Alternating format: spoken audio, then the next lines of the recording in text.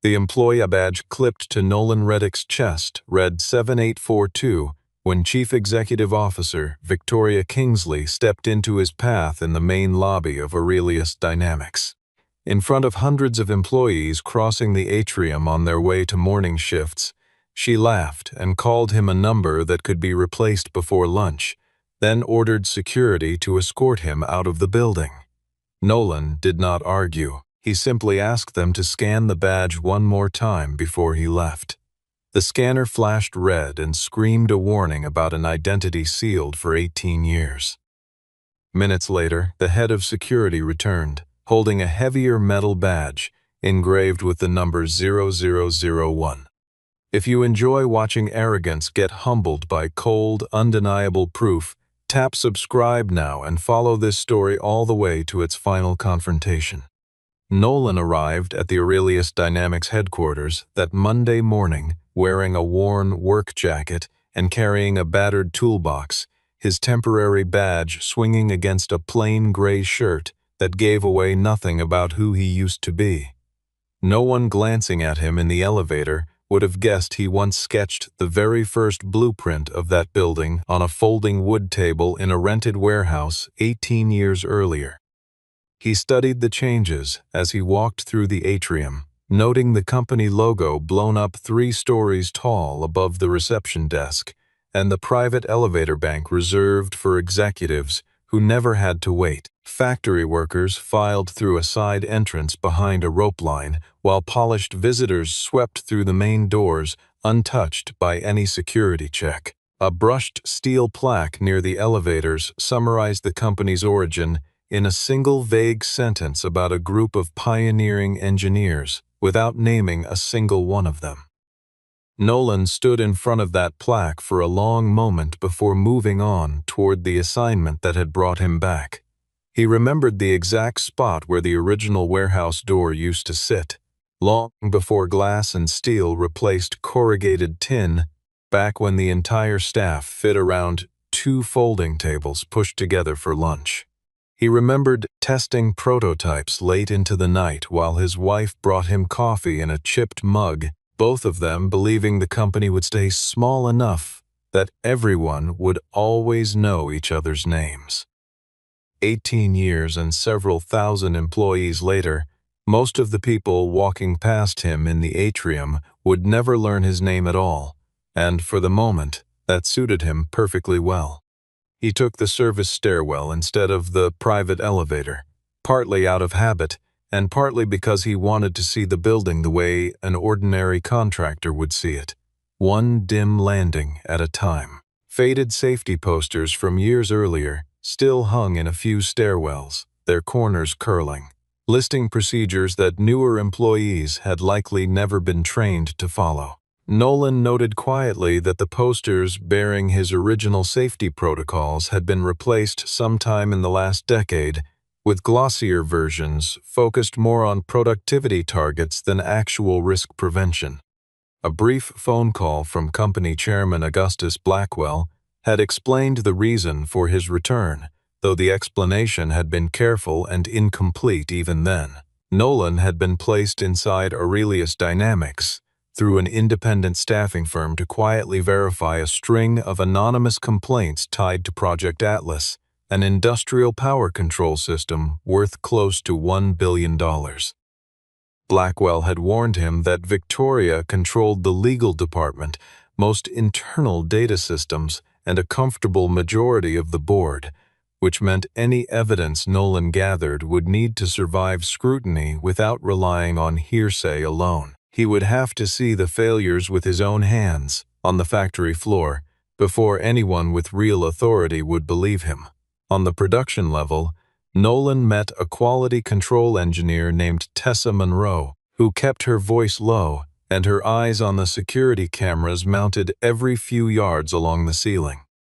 She barely spoke to him at first, clearly unwilling to be seen lingering with an unfamiliar contractor near sensitive equipment.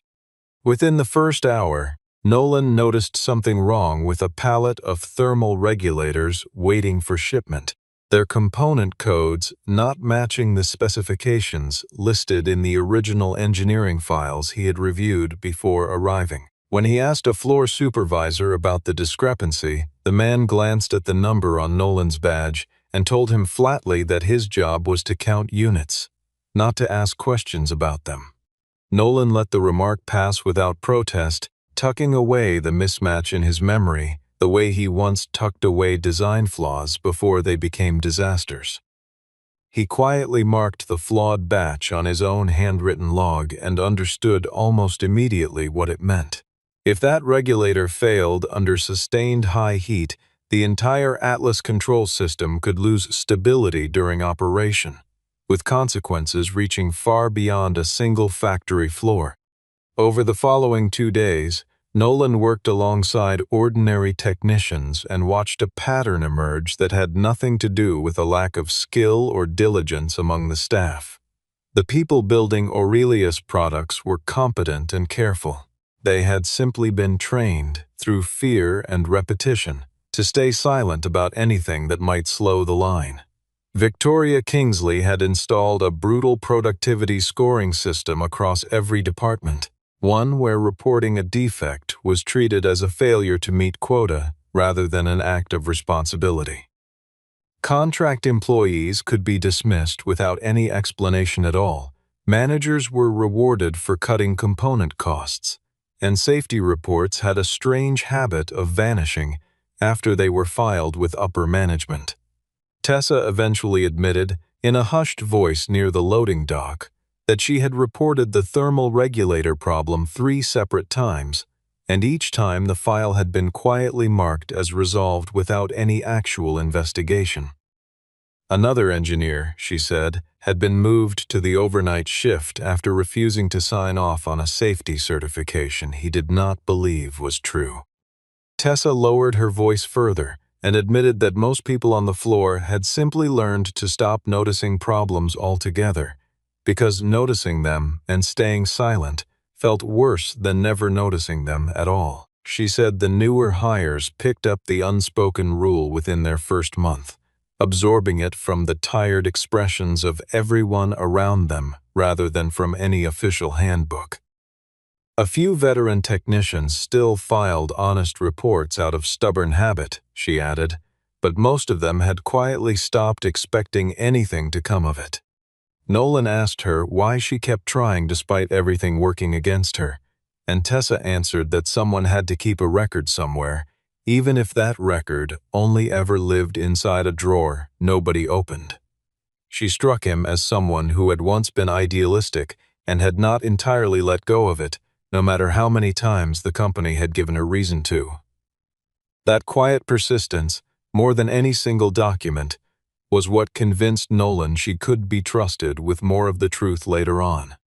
Nolan never revealed who he really was, but he used what he knew to help the production team fix a testing machine that had been throwing false readings for weeks, earning a small measure of trust from people who had learned not to trust outsiders easily. During a short lunch break, one of the technicians asked why a man with his obvious experience would take a contract inspector job at his age, sitting on overturned crates instead of behind a desk somewhere comfortable. Nolan answered only that sometimes a person has to return to a place he once left, just to see what it has quietly become in his absence. In a brief exchange that revealed more about him than he intended, he mentioned that he had raised a daughter alone after losing his wife years earlier, and that the choice to step back from running things had never once felt like a mistake to him. He did not explain further, and no one pressed him, though the admission softened the way a few of them looked at him for the rest of the day. By evening, Nolan had pulled internal testing records showing that 37 thermal regulators had failed during in-house trials over the past quarter, each failure logged in painstaking technical detail by engineers who clearly cared about getting it right. The number reported to the client on the official shipment documentation, however, read 0, without a single asterisk or footnote acknowledging the difference.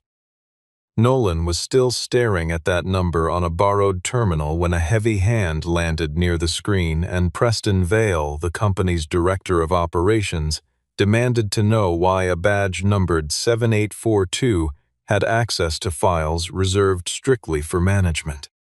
Preston confiscated Nolan's laptop on the spot and marched him up toward the executive floor just as Victoria Kingsley was preparing to greet a group of investors arriving for a scheduled tour. She was visibly irritated that a contract employee had disrupted her tightly managed schedule, and she made no effort to hide her impatience as Preston explained the supposed security breach. Nolan calmly informed her that an entire batch of Atlas components needed to be held back for further testing before anything left the warehouse.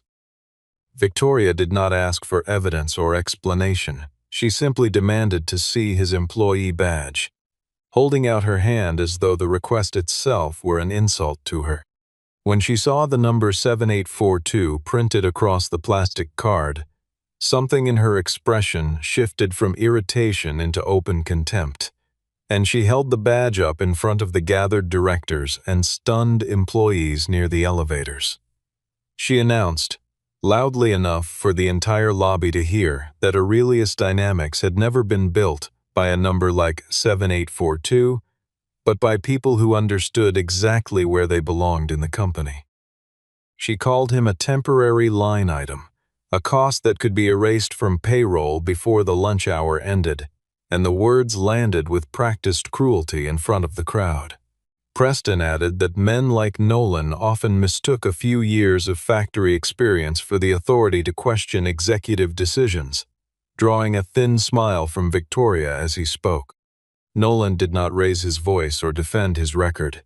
He asked, in a calm and level tone, whether Victoria had ever actually read the company's original safety charter, the founding document that predated every policy she now enforced. The question visibly unsettled her, not because it was aggressive, but because it exposed a gap in her knowledge in front of an audience she desperately wanted to impress. Furious at being questioned publicly, she ordered his access revoked, his recent report deleted from the system, and the Atlas shipment moved forward exactly on schedule, despite his warning. Security Chief Mara Quinn approached with 2 officers at her side, and Nolan unclipped the badge from his shirt without resistance, handing it directly to her rather than waiting to be forced. Before turning to leave, he asked her to run the badge through the full identity verification scanner rather than simply deactivating it in the standard employee system, a request that struck several onlookers as strange for a man about to be walked out the door. Victoria rolled her eyes and remarked that he was clearly stalling for time, glancing at her watch as if the entire scene had already grown tiresome to her. Mara scanned the badge anyway, mostly out of professional habit, and the screen did not display the routine message denying further access. Instead, it triggered an emergency alert reading biometric identity conflict, active badge 7842, archived master credential 0001, the letters glowing bright red across the small display in her hand. Mara froze and immediately stopped escorting him toward the exit, her posture shifting from procedural to alert within a single second. Victoria told her to override the warning and continue with the removal, but Mara explained that the security system did not permit her to dismiss any alert connected to a master credential without a secondary authorization from the board itself. On the screen behind her, a small notation indicated the physical location of the original badge, sealed inside an archive room in the basement that had not been opened in 18 years. Mara insisted that Victoria, Nolan, and a representative from the legal department accompany her down to the archive level before anyone made another decision, and after a tense pause, Victoria agreed, still convinced the entire episode was nothing more than an outdated system glitch. She reminded everyone within earshot that Nolan had already been terminated and technically had no further right to remain inside the building, repeating the point twice as though saying it again might make it true. The archive room itself required 2 separate physical keys and a remote authorization code controlled exclusively by the board of directors, a security measure none of them had ever seen activated in real time. To everyone's surprise, Chairman Augustus Blackwell remotely approved the access within moments, a detail that began to unsettle Victoria far more than the alert on the screen had. Inside the archive, dust-covered artifacts from the company's earliest days sat carefully preserved under low lighting, including a handwritten blueprint, an early prototype testing rig, and the original incorporation paperwork for Aurelius Dynamics. Tucked among them was a small metal case bearing a wax seal marked with the founder's initials, untouched since the day it had been placed there. The air in the room smelled faintly of dust and old paper, and the overhead lights buzzed with the particular hum of fixtures that had not been serviced in years. Mara pried the case open carefully, working the corroded latch with a small tool from her belt, while Victoria stood a few feet away, arms crossed, insisting the whole exercise was a waste of everyone's evening. Inside lay an older, heavier badge engraved with the number 0001, a faded photograph of a much younger Nolan, and a title printed beneath his name that read Founder and Chief Systems Architect. Beneath the badge sat a short handwritten letter, sealed in an envelope addressed simply to whoever might one day open the case. Mara did not read it aloud, but she noted its existence for the record, and Nolan asked that it remain unopened for the time being, since the truth on the badge alone was already more than enough for that particular evening. The room went completely silent. Mara compared fingerprints, a signature sample, and archived biometric data against the man standing in front of her, and every single point matched without exception. Victoria needed only a few seconds to recover her composure, insisting that an old badge from nearly 2 decades ago could not possibly override the company's current leadership structure. Nolan agreed with her on that specific point, careful not to overstate what the badge actually meant. He explained that badge 0001 was not a crown, and it was not a legal claim to the chief executive's chair that Victoria currently occupied. It only proved that the man she had just called replaceable in front of hundreds of employees happened to be the person who built the foundation the entire company still stood on. Nolan added that he had not returned to reclaim an office or a headline. He had returned because a product carrying the Aurelius name was about to ship with falsified safety data attached to it. Victoria denied everything, accusing him of staging an elaborate scheme to seize control of a company he had abandoned years earlier without warning. Nolan asked Mara to insert badge 0001 into the nearest administrative terminal, and the system responded within seconds, sending an automatic notification to every member of the board titled Founder Integrity Protocol Initiated. Every pending data deletion across the network froze instantly. Backup copies of the servers were mirrored to an independent auditing firm outside company control, and the Atlas shipment was suspended for 90 minutes pending an emergency safety review. Victoria received her own notification moments later, informing her that her authority as chief executive was now formally under review according to a clause the board itself had approved years earlier, long before she ever held the title. Once the initial shock passed, Victoria shifted from mockery into a sharper, more calculated form of attack. She gathered the senior directors on the executive floor and declared that Nolan was a founder who had walked away when the company needed him most, while she was the one who had turned Aurelius into a multi-billion-dollar enterprise through years of relentless work. She pointed out that he had missed countless leadership meetings, stayed absent from every major media campaign, and carried no direct responsibility for the thousands of employees currently on the payroll. In front of the gathered executives, she asked him bluntly where exactly he had been while everyone else was building the company brick by brick. Nolan did not dodge the question. He admitted plainly that he had stepped back after losing his wife, and that his daughter needed a present father far more than Aurelius needed one more executive in a boardroom. He did not use his circumstances to seek sympathy from anyone in the room. He simply stated that stepping away from daily operations had never meant surrendering the founder's shares or the responsibility to protect the technology that still carried his signature buried deep in its architecture.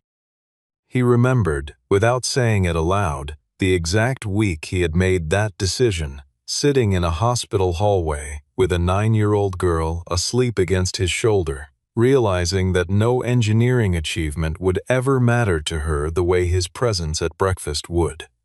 He had signed the transition papers 2 weeks later, quietly, without a farewell gathering or a press release, because he had never wanted the decision to be about anyone's approval but his own. Some of the directors in the room shifted uncomfortably at the mention of his daughter, unsure whether sympathy or skepticism was the appropriate response, and Nolan offered them neither. He simply moved on, unwilling to let a private loss become a bargaining chip in a room built for spreadsheets and quarterly targets. Victoria pressed harder, arguing that a man who chose family over the company had no standing to judge the people who stayed behind and carried the weight he set down. Nolan replied that sacrificing time with family was never proof of leadership skill, and rapid growth could never justify quietly burying a known safety risk from the people who trusted the product. Augustus Blackwell called an emergency board session for later that same day, leaving Nolan only a few hours to gather enough concrete evidence to make his case. Victoria immediately sent Preston to assemble the legal team, while instructing the communications department to prepare a statement describing Nolan as a bitter former founder attempting to sabotage the company's most important deal in its history.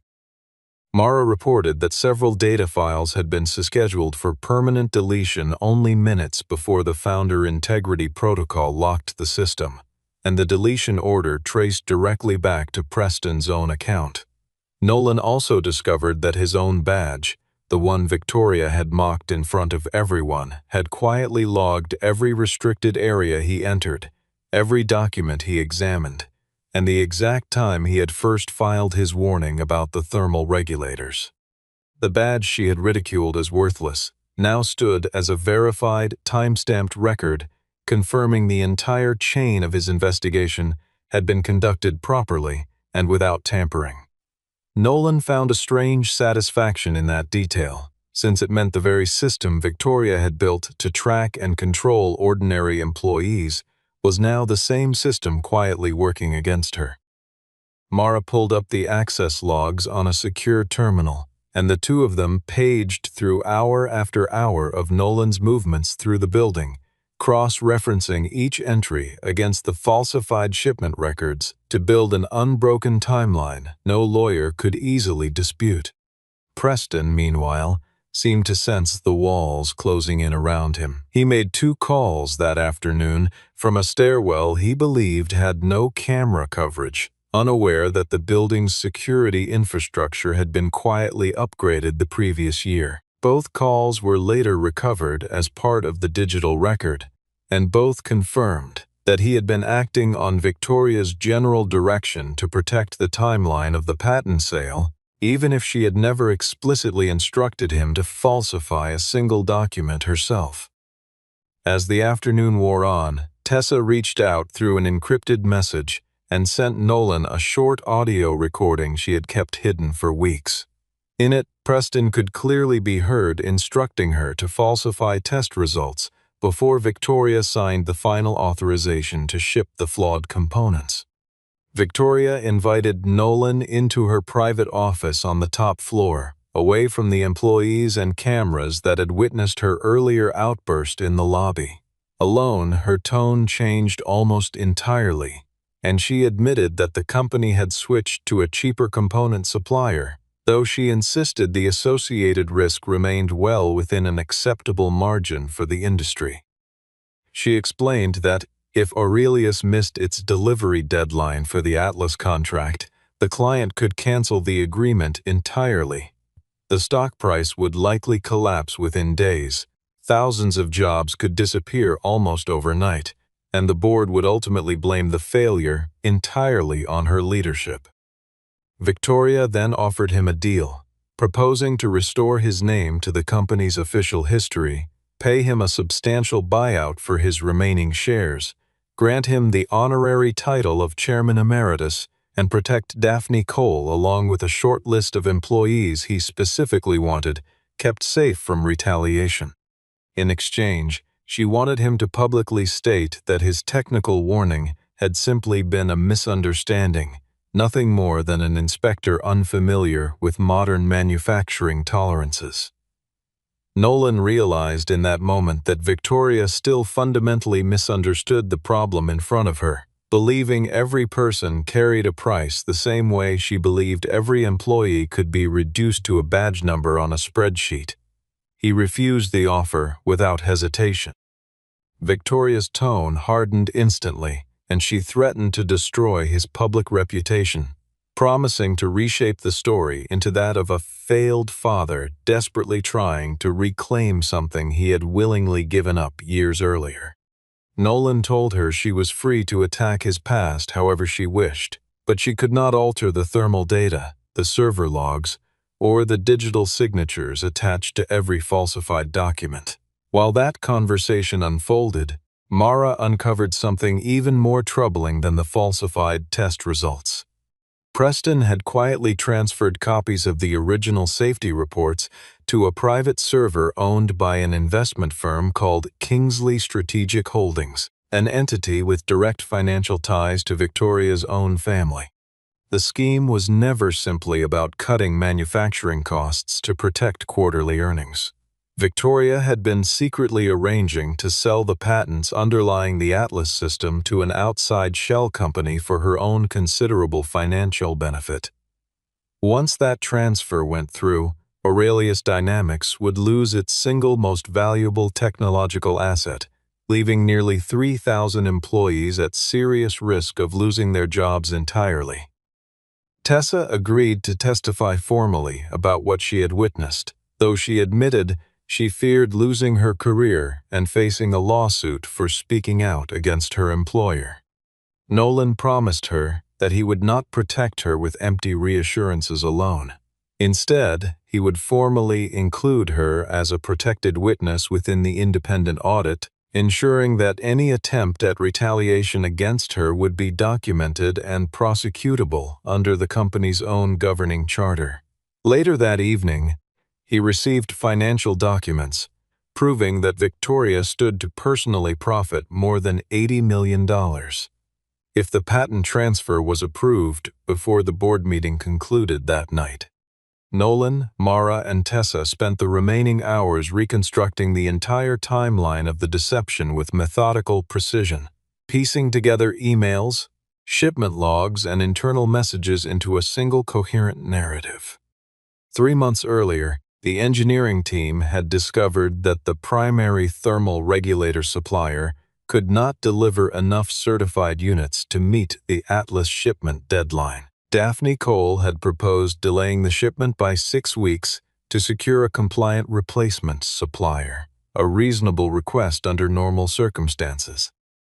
Preston rejected the proposal outright, explaining privately that the patent sale needed to close before the next quarterly financial report was finalized. He chose a cheaper, uncertified supplier instead, then systematically altered the component codes listed in the official engineering files, erased 37 documented test failures from the internal database, pressured engineers into signing safety certifications they did not believe, reassigned anyone who objected to less visible positions within the company, and prepared to permanently destroy the original data once the shipment had already left the warehouse. Victoria never personally typed the order to falsify the documents, but her own email correspondence with Preston proved she understood exactly how different the internal test results were from the numbers presented to the client. In one particularly damning message, She had written to him that she did not care how many times the component failed inside the testing lab, because what she needed was a number the board could confidently sell to investors. Nolan understood that single sentence perfectly captured Victoria's entire approach to leadership, one where employees were badge numbers, engineering failures were acceptable statistics, and basic honesty was simply another operating cost to be minimized. Daphne provided additional evidence showing that Victoria had specifically instructed the communications team to remove Nolan from the company's official founding history years earlier, believing the story of a widowed engineer did not fit the powerful, glamorous image she wanted associated with the Kingsley name. Nolan considered being erased from the record a relatively minor offense compared to what troubled him most, which was that Victoria had also erased the company's original founding principle. Any employee, regardless of title, had the right to halt production the moment they identified a genuine safety risk. Victoria attempted to override the shipment freeze using her executive credentials, but the system rejected the command outright because the founder integrity protocol remained active and could only be lifted by a formal vote of the full board of directors. As the sun began to set outside the headquarters, the emergency board session finally began, and Victoria walked into the room, flanked by a team of attorneys, still confident that she held enough proxy votes to survive whatever accusations Nolan intended to bring against her. The meeting took place inside the top-floor boardroom, in a space where the chair at the head of the table had once been designed specifically with Nolan in mind, long before Victoria ever sat in it.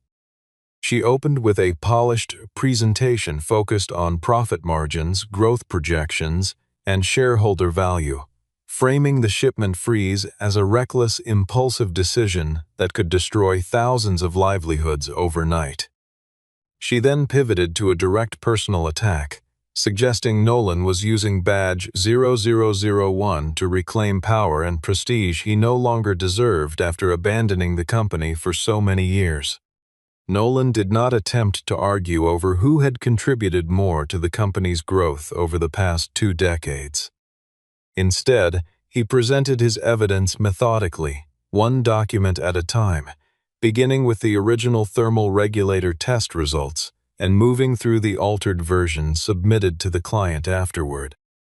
He followed with Preston's deletion logs, Victoria's own email acknowledging the falsified numbers, ownership records connecting Kingsley Strategic Holdings to the pending patent sale, internal projections outlining planned layoffs once that sale closed, the recorded audio of Preston pressuring Tessa, and finally the time-stamped access logs generated by his own badge throughout the entire investigation.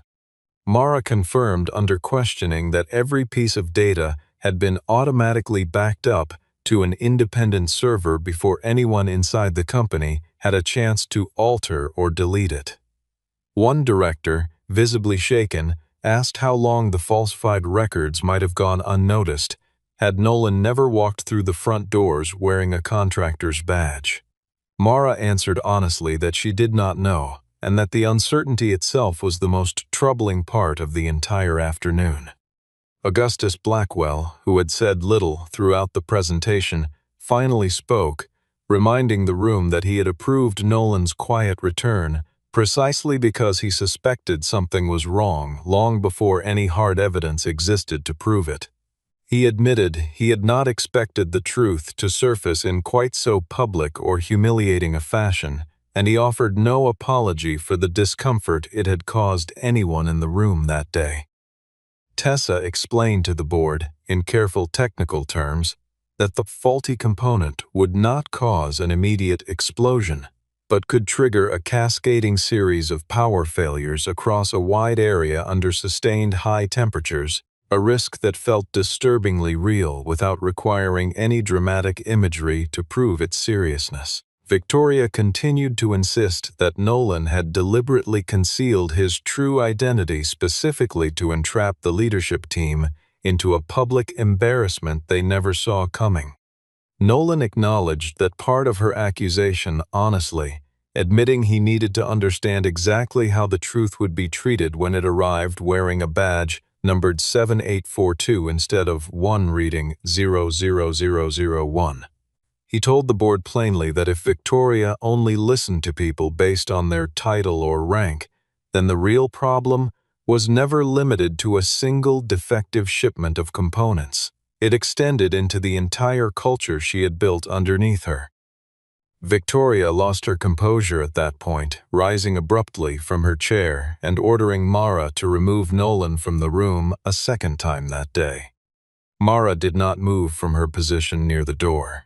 Victoria repeated the order more forcefully, reminding everyone present that she remained the chief executive officer of the company. Mara calmly cited the specific terms of the Founder Integrity Protocol, explaining that during an active emergency audit, the security department was required to report directly to an independent oversight committee rather than to any executive currently under formal investigation. It was, in that quiet exchange, the precise moment real authority in the room shifted from one side of the table to the other. Victoria turned to Augustus Blackwell and demanded he put an end to what she called an elaborate charade, only for him to respond that the charade had actually begun the moment leadership convinced itself that a title alone granted the right to erase inconvenient truths. One director who had previously supported Victoria's leadership asked Nolan directly whether he intended to lay off thousands of workers simply to protect his own personal reputation as the founder. Nolan answered by outlining a concrete alternative plan rather than a vague promise, proposing a voluntary recall of the defective components, full public disclosure of the failure before any client discovered it independently, an immediate switch to a certified supplier, and personal financial support drawn from his own founder dividends to help cover the initial cost of repairs. He further recommended protecting factory employees who had no involvement in the fraud and inviting the client to participate directly in an independent verification process to rebuild trust from the ground up. The plan carried real short-term financial costs, but it preserved the underlying technology, protected thousands of jobs, and left open a realistic path to salvaging the contract itself. The board proceeded to a formal vote. Victoria was suspended from her position as Chief Executive Officer, effective immediately. Preston was terminated for serious misconduct connected to data falsification. The pending patent transfer was canceled outright. The complete file of evidence was forwarded to the appropriate regulatory and legal authorities, and Daphne Cole was appointed interim chief executive to guide the company through the transition ahead. Victoria stared at badge 0001 resting on the table and told Nolan he had destroyed the company simply to prove to everyone that he still mattered after all these years. Nolan placed badge 7842 down beside it without a trace of triumph in his expression. He answered quietly that she had been given every opportunity to listen back when he was still just 7842, and everything that followed afterward had been entirely her own choice to make. Security escorted Victoria out through the very same lobby where she had once humiliated him in front of hundreds of watching employees, though this time the hallway remained completely silent as she passed through it. News of the sudden leadership change spread through every level of the company within hours, moving faster than any official memo could match. Many employees expected Nolan to walk straight into the chief executive's office and claim the position that had once been designed for him, but he declined the role without hesitation when it was formally offered. Nolan explained to the board that Aurelius did not need to retreat into its past. It needed a leader who understood the company's present reality and had already earned the genuine trust of the people working inside it. He recommended Daphne Cole for the permanent position after a structured evaluation period, agreeing only to serve as interim executive chairman for 12 months to oversee 3 specific priorities. Those priorities included completing the full independent audit, restoring rigorous safety standards across every product line, and establishing a formal, legally protected channel for employees who needed to report wrongdoing without fear of losing their jobs. Under Daphne's steady leadership, Aurelius chose to disclose the technical failure openly to its client, rather than attempting to quietly patch it over. Instead of canceling the contract outright, the client agreed to extend the deadline, citing the company's unusually transparent handling of the crisis as a genuine reason for renewed confidence. Several new policies were formally written into company procedure in the weeks that followed. Any employee, regardless of position or seniority, gained the explicit right to halt an unsafe process without fear of punishment. No manager was permitted to treat a badge number as a measure of someone's worth or standing within the organization.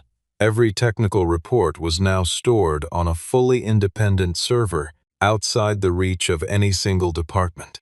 Any confirmed act of retaliation against a whistleblower would result in immediate suspension pending review. Late one evening, Nolan made a short phone call to his daughter Evelyn, the only moment in the entire story where she appeared directly rather than simply being mentioned in passing. She asked, half joking, whether her father had finally taken the company back for himself. After everything that happened, Nolan watched a group of technicians returning to the production line through the glass wall of his office and answered simply that he had not taken anything back at all. He had only helped the people already there reclaim it for themselves. Victoria left the building that day without any dramatic act of revenge waiting for her outside, facing instead a lengthy formal investigation and a public reputation dismantled almost entirely by the very documents she had once tried desperately to erase. Her punishment came through legitimate legal consequence rather than personal cruelty, which somehow felt far heavier than anything Nolan could have said to her directly. 6 months later, the new batch of Atlas components passed every stage of an independent certification process without a single flaw recorded. The original contract was fully restored, and the feared mass layoffs never happened. Tessa was promoted to Director of Quality Control, while Mara was placed in charge of a newly created division focused entirely on ethics oversight and data integrity across the company. Inside the main lobby, the old historical plaque describing a vague group of pioneering engineers was quietly removed from the wall. In its place stood a simple glass case holding 2 badges side by side, one reading 0001, Nolan Reddick, founder, and the other reading 7842, Nolan Reddick, Contract Quality Inspector. A short inscription beneath them explained that the first badge had helped build the company, while the second one existed to remind it who it had truly been built for. On weekends, Nolan sometimes brought Evelyn by the building during her breaks from college, walking her past the glass case in the lobby without making a show of it. She would pause there each time, studying the 2 badges resting side by side, and once asked her father which one he was prouder of. He told her honestly that he had stopped ranking them against each other because a person was rarely made from just one version of himself, and the 2 badges together told a truer story than either one could alone. Daphne Cole settled into her new role with a steadiness that earned her the trust Victoria had never quite managed to build, in part because she made a habit of eating lunch in the same cafeteria as the line workers rather than in a private dining room upstairs. Mara's new ethics division grew from a handful of staff into a fully resourced department within a year, fielding reports directly from employees who no longer feared retaliation for speaking up. Tessa occasionally mentored newer engineers on the importance of documentation, telling them plainly that a quiet record kept honestly was sometimes the only thing standing between a company and disaster. Nolan still walked the production floor regularly instead of remaining behind a desk on the top level, a habit none of his advisors ever managed to talk him out of. One afternoon, Mara asked him why he still wore badge 7842 around the building when badge 0001 could open virtually any door in the entire facility. Nolan looked out at the employees working steadily behind the glass partition and answered that 0001 told people who he used to be, while 7842 quietly reminded him how they had treated him back when they believed he was nobody worth noticing at all.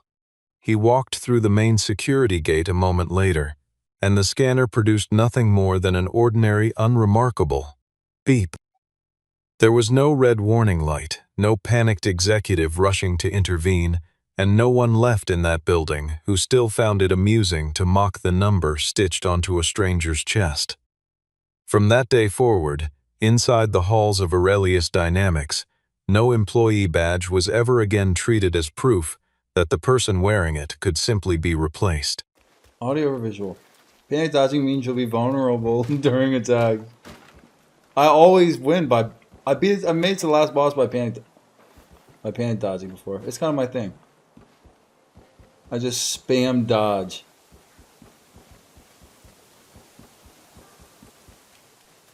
Let's try. I know. I'm just gonna have to panic dodge until I get to the last boss, and then I'm gonna have to stop doing it.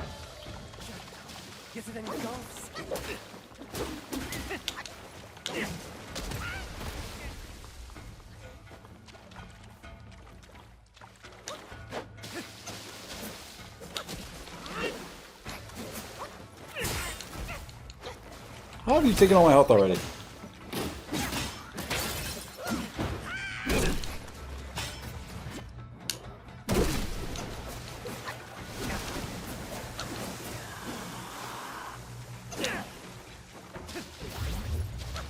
A ripple awakens, not without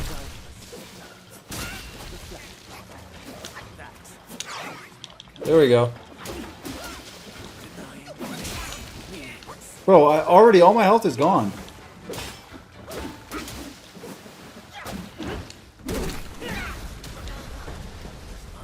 Oh, whatever, bro. No get greedy, true. Spam versus skill. Spend a few attempts just learning move timings when he's open to punishing. Open to punishing, bro? I'm about to punish him. Open to punishing. I won't be greedy this time. What's up, Demo? How you doing? I won't let my greed consume me. You think we could get him this time, chat?